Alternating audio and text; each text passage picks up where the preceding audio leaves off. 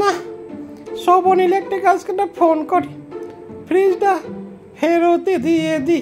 হ্যাঁ,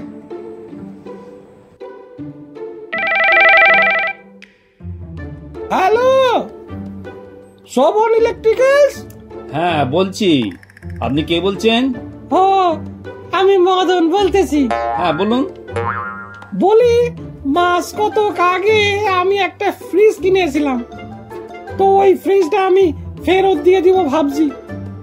না দুঃখিত স্যার, আমরা তো এভাবে বিক্রিত জিনিসটা ফেরত নিতে পারি না। আপনার কি সমস্যা হচ্ছে বলুন? সমস্যা মানে ফ্রিজটা তো কেনার পর থেকে সমস্যা আর সমস্যা। কেন, কি হয়েছে? তাহলে শুনুন, প্রথম থেকে আপনাকে বলি। যেদিন ফ্রিজটা কিনে নিয়ে এলুম, তো বলি কি রাখবো কি রাখবো, তো আপনার বলেছিলেন যা রাখবেন টাটকা তাজা থাকবে। তো সেদিন বুঝলেন গিন্নি গরম গরম মুড়ি ভেজেছিল। হ্যাঁ, তো আমি ওই মুড়ির টিনটা ফ্রিজে রেখে দিলাম। তো সকালবেলা বুঝলেন এমন নিয়েছে যে মানুষের মুখে তো দিবার দূরের কথা, কুকুরগুলো পর্যন্ত মুখে দিলে নাই। আরে বাবা, আপনি মুড়ি রাখতে গেলেন কেন? অন্য কিছু খাবার জিনিস রাখতে পারলেন না? হো, রেখেছিলাম, বিস্কুটের ডিবেটাও রেখেছিলাম। ইস, বিস্কুটগুলোই বা রাখতে গেলেন কেন? ওটাও তো নিশ্চয়ই নরম হয়ে গেছে। আর নরম, পাতলা পাতলা ওই পায়খানার মতন এমন ল্যাটপ্যাটে হয়ে গিয়েছিল। তবে ওইটা কুকুরগুলো বেশ চেটে পুটে ফুর্তি করে খেয়েছে।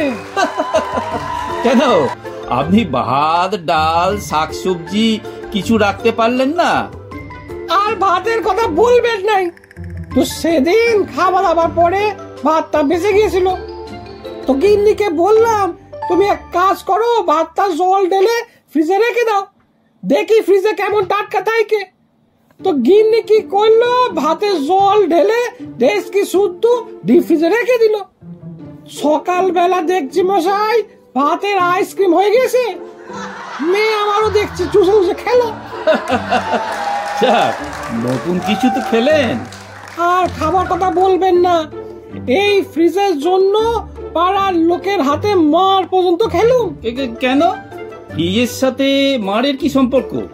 আর বলবেন না মশাই, সেদিন বুঝলেন পাশের ঘরে সকাল থেকে দুই ভাইয়ের দমে চেল্লামিল্লি করছে। তো আমি অনেকক্ষণ ধরে শুনে আর থাকতে পারলাম না। তো ঘর থেকে বেরিয়ে বলি শোন, তোরা এত মুখে মুখে না শেষিয়ে ফাটাফাটি গুতোগুতি লাটালাটি যা পারবি কর, বরফ লাগে আমি দিব, তোরা ঘষবি। আমি নতুন ফ্রিজ কিনেছি, বরফের অভাব হইবে না। তো আর মশাই নিজেদের গন্ডগোলটা থেমে গেল, আর দুই ভাই মিলে আমাকে একবার হাত মোড়া করে দিল না। এইসব ঝুট ঝামেলার মধ্যে থাকেন কেন? আপনার থাকার কোনো দরকার ছিল কি? কি বলবো মশাই, লোকের উপকার করতে নাই আর কি। তবে আপনাদের এই ফ্রিজটা বুঝলেন আমার ছোট কোকার মতন টয়লেটের দোষ আছে। মানে? আর বলবেন নাই, ওই যে সেদিন রাতের বেলা দমে ঝড় জল বৃষ্টি হইলো, সারা রাত কারেন্ট ছিল নাই। হ্যাঁ হ্যাঁ। তো ভোরের বেলা আমার ঘুম ভেঙে গেল। তো উঠে দেখছি মেঝেটা জলে থই থই করছে। তো আমার গিন্নিকে বললাম যে হ্যাঁ গা, ছোট খোকা কি মেঝেতে ছোট বাইরে করেছেন? তো গিন্নি বললো, হ্যাঁ, ছোট খোকা মেঝেতে করতে চাইবে কেন, ও তো ভিজদাতেই তিনবার করে নিয়েছে। সে লাইটটা জেলে দেখছি ফ্রিজের তলা থেকে কল কল করে জল বেরোচ্ছে। সারা রাত ধরে বাবু ছোট বাইরে করে যাচ্ছে।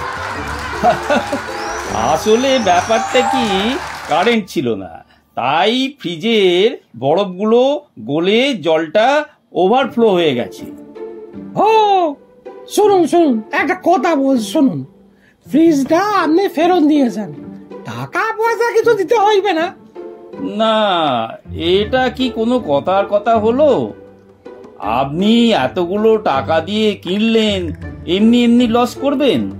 লস কোথায় দেখছেন মশাই, বলি 6 মাস যদি ফ্রিজেরটা না চালাই তাহলে গ্যাসের দামে আর ইলেকট্রিকের দামে ফ্রিজের দাম উঠে গেল, তারপর সারা জীবন আমার লাভই লাভ।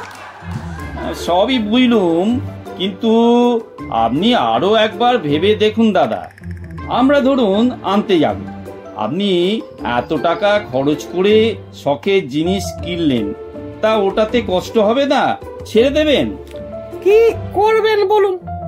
বলি কালকে আমি খাসির মাংস আর ভাত খেয়েছি, সকালবেলা থেকে পেটটা বুটুর বুটুর করছে, তা আমি খরচা করে খাইছি বলে বাদ কর্মটা ছাড়বো নাই।